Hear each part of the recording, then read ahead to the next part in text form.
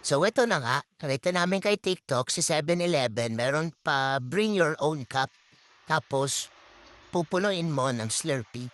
So kami, hindi kami nagpauli, nagpunta na agad kami ni SP. Siyempre, dala-dala ang malapit picture. Aray ko. Yan. So, papunta na nga kami at kahit nagbabagyuhan, super typhoon, uwan, wala yan. Diretso kami para kuhanin yung Slurpee na yan. Para sa Slurpee, so good. Ito na nga, lakad-lakad kami dyan, kwento-kwentuhan, papunta sa 7-Eleven. Pagdating nga namin sa unang 7-Eleven, ayan, kita niyo naman, ayan. Tutok mo. Yan. So, wala silang Slurpee. Punta kami sa next stop na 7-Eleven, lakad-lakad naman ulit. Sa Islembo nga lang pala yan, guys. Yan, kita niyo naman.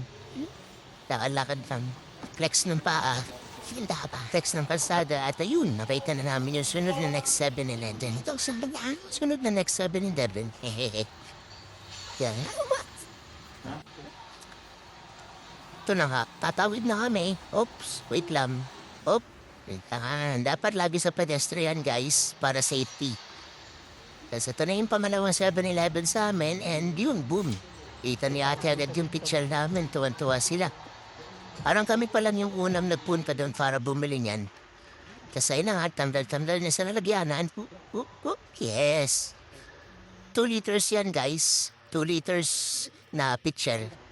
Sinukat namin baka kasi hindi kayanin ni Slurpee. Maubos agad. Pero yun na nga, nilagay na namin.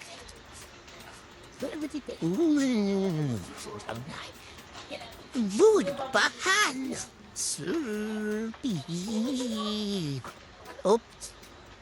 Ano ba yun? Oops! Sarap yan, guys. Ang dami, oh. Sulit!